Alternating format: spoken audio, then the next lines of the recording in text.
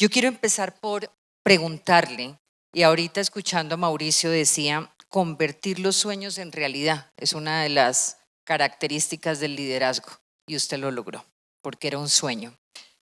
¿Qué tuvo que pasar para que un niño del Bajo Baudó termine con un lugar en la Corte Suprema de Justicia? ¿Cómo se da todo ese proceso? Un gusto, Diana, estar aquí en este panel con usted. Todo mi respeto y mi admiración. Muy buenos días a todos y a todas. Como lo dije anoche, muchas gracias al País América, a Prisa Media y a Caracol por esta iniciativa que nos permite soñar, nos permite ver que hay una Colombia comprometida con una transformación y nos llena de esperanza.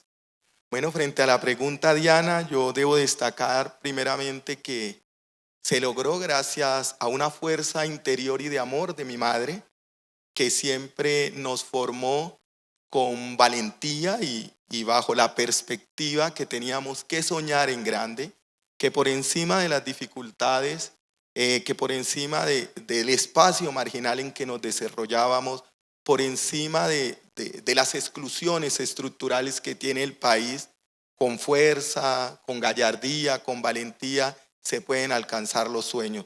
Y ese fue un motor que impulsó mi vida, que me inspiró a luchar por encima de dificultades para alcanzar el sueño de ser un juez de la República que siempre fue un referente social que para mí era el más importante a nivel de una sociedad.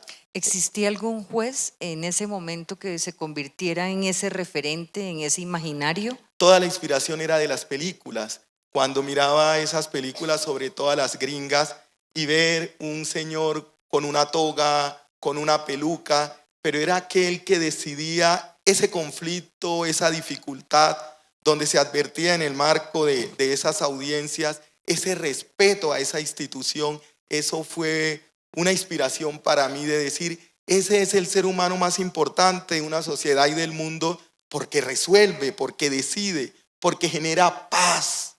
Cuando resuelve un conflicto, yo quiero llegar a ser como él. Magistrado, vamos atrás, a un poquito a su infancia. ¿Cuáles son esos olores, recuerdos de esa etapa de niño? ¿Cómo era? ¿Es el número qué de 9 hermanos? Soy el número 7 y evidentemente nací en una vereda, es una vereda enclavada en el Bajo Baudó. Pizarro es la cabecera municipal. Mi madre era la profesora de la escuela, era un caserío con 15 casas y ella tenía ese rol también muy importante dentro de la comunidad. Le dan los dolores de parto, según me cuenta ella, vino la comadrona, es decir, la partera, y yo nazco en la escuela rural de Querá. Y siempre transité de la mano de mi madre por todos esos lugares donde le tocaba trabajar siempre a orillas del río Baudó, luego cuando se trasladó para Quito, a orillas del río Atrato.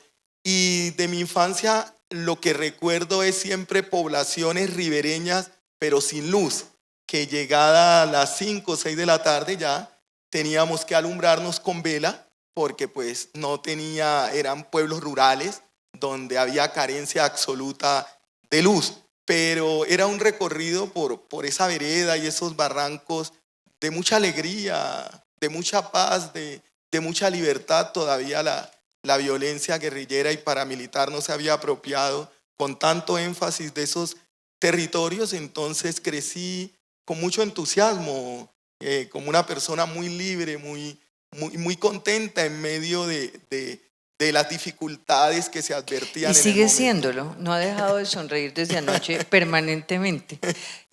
Magistrado, ¿ha vuelto a la vereda? Volví en el año 2007, que tuve la oportunidad de ser presidente del Tribunal Superior de Quito, porque recuerdo que en el año 92 que me vinculé como juez promiscuo municipal de Río Sucio, Chocó, a los 2 meses de estar trabajando, yo fui a visitar al presidente del Tribunal de Quito. Lo miré sentado en su silla y internamente dije, voy a luchar porque yo voy a estar sentado en esa silla. No se lo dije al magistrado porque podría sonar pretencioso, un juez rural de 23 años, pero así lo visualicé. Entonces, cuando llegué en el año 2007 a ser presidente del Tribunal Superior de Quito, viajé a Pizarro con mi esposa a recorrer esos caminos y esas calles donde había nacido. Y lo que le estoy diciendo de que cuando uno visualiza las cosas, y porque no solo es soñarlo, sino también esforzarse para lograrlo. Igualmente me pasó en el Tribunal Superior de Bogotá. Yo era juez 10º penal de circuito y se presentó un problema a nivel de los despachos de Palo Quemado, que la fiscalía estaba reclamando que esos espacios le pertenecían. Y le pedimos una cita a la presidenta del Tribunal Superior de Bogotá, que era en esa época la doctora María del Rosario, que también fue magistrada de la Corte Suprema.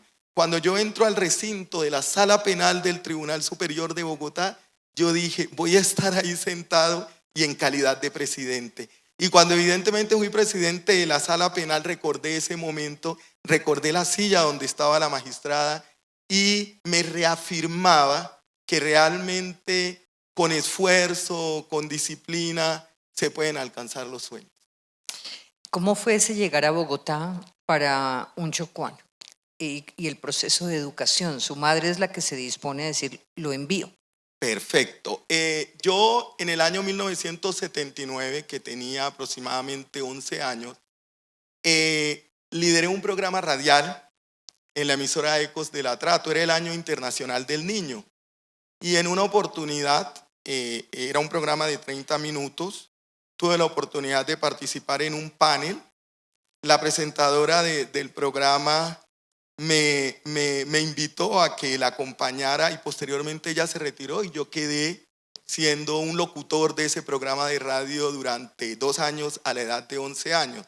Eso fue importante porque primero me hizo prestar un servicio social a la comunidad y segundo di un apoyo a los niños chocuanos contando historias y contando cuentos.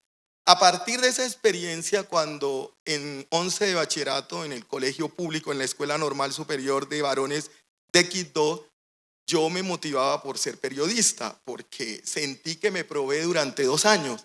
Entonces, cuando mi mamá me dice, hijo, lo voy a mandar a estudiar a Bogotá, eso para mí fue una sorpresa, pero una gran alegría, porque Quito no tenía en ese momento carreras profesionales. Y yo le dije, mamá, y yo quiero ser periodista. Y me dijo, mamá, no, hijo, tú vas a estudiar Derecho. Yo le dije, mamá, pero lo que quiero es que va a estudiar Derecho. Y como en esa época se hacía lo que los padres decían, hoy le doy gracias, se hacía lo que los padres decían, no había todo ese desarrollo, el libre desarrollo de la personalidad. Entonces dije, mamá, como usted diga.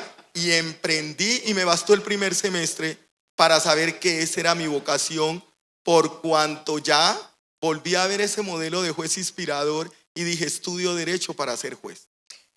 Como se trata de liderazgo, una de las grandes crisis que tiene nuestra sociedad es la desconfianza en la justicia. ¿Cómo se lidera la recuperación de esa confianza, magistrado? Estructuralmente, esa desconfianza en la administración de justicia se debe a los grandes niveles de impunidad. Se debe también al hecho de que la justicia no es célere, no es pronta ni es cumplida. Pero el tema no está tanto focalizado en abulia o pereza de los servidores judiciales, porque debo reconocer con gallardía y valentía que la rama judicial del poder público está conformada por jueces muy comprometidos con la función judicial. El problema es que la demanda de justicia históricamente sobrepasa cualquier forma de que el talento humano sea suficiente. ¿Y por qué? Porque los problemas estructurales que tiene el país de desigualdad, de pobreza, generan una conflictividad alta. Además, porque la sociedad le ha dado o le ha trasladado a los jueces la solución de problemas sociales estructurales como salud, como la educación. Pero en la medida de que el Estado empiece a funcionar de mejor medida, también el aparato de justicia puede responder de manera adecuada a la demanda de justicia. Entonces, esa superdemanda de justicia nos está superando desde el punto de vista de la fuerza humana que tenemos.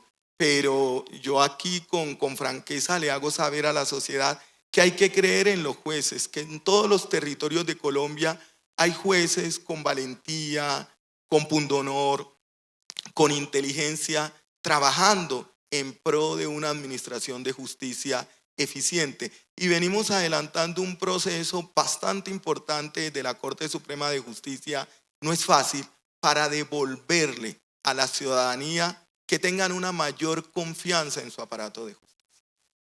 ¿Qué le diría a aquel juez que tiene la tentación de politizarse? Eso sería muy grave, porque un juez debe ser una figura que no puede estar politizada. Desde la administración de justicia no se puede hacer politiquería, porque la figura del juez está entronizada para resolver los casos sin sesgos, sin ideologías, sino a partir de realidades procesales y buscando siempre dispensar equidad y justicia.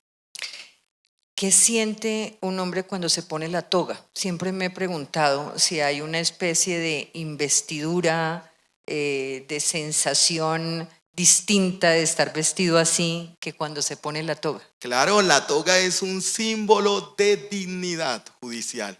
Es decir, es un simbolismo mágico que cuando uno viste la toga para administrar justicia en nombre de la República y por autoridad de la ley, esa expresión tiene un contenido de democracia alta. Entonces, ponerte la toga es decir, voy a resolver en nombre de la República de Colombia. Lo llena a uno de un sentido de dignidad, de una experiencia casi que divina, porque soy de los que considero que para ser juez se necesita ser más que hombre. Tengo una última pregunta y hay una especie como de involución en muchísimas sociedades, incluso en sociedades como las norteamericanas, donde la conquista de derechos empiezan a verse amenazados por las llegadas de liderazgos políticos distintos. En Colombia también tenemos esta permanente demanda a derechos conquistados en el aborto, en el mismo consumo de dosis mínima, en derechos para la diversidad. ¿Cómo lograr que lo que se conquista sea sagrado, no haya posibilidad de dar pasos atrás? Usted, Diana, toca un tema muy importante. La administración de justicia como pilar y ancla fundamental de un Estado social y democrático de derecho es importante en cuanto sea garante de derechos fundamentales. Y los jueces a lo largo de la historia siempre han adoptado decisiones que incluso han generado cambios legislativos. Yo en el día de ayer recordaba cómo antes del año 1982 teníamos una desigualdad en materia sucesoral. Es decir, los hijos del matrimonio en materia de herencia tenían mejores derechos que los hijos que no eran del matrimonio. Y fue a través de decisiones judiciales donde los jueces al repartir herencias dejaban de lado esa discriminación que generaba la ley y entraban y realizaban un reparto equitativo de la herencia porque era una discriminación a partir de una condición que no dependía de la persona. Y eso generó que en 1982 se expidiera la ley de igualdad sucesoral. O sea que históricamente a través de la judicatura se han apalancado las transformaciones sociales. Y es de ver en ese caso, como usted lo pone de presente, que la fuerza de las decisiones judiciales, la fuerza de la ciudadanía, porque la decisión judicial encuentra legitimidad en la ciudadanía en la medida en que el ciudadano la perciba justa y propia de una democracia. Entonces, como una especie de sinergia, la fuerza de la decisión judicial y la fuerza de esa ciudadanía comprometida con esa decisión apalanca que no se retroceda cuando se ha hecho avances en materia de defensa de derechos fundamentales. Magistrado, gracias por la inspiración. No, a usted muchísimas gracias, a todos muy amables.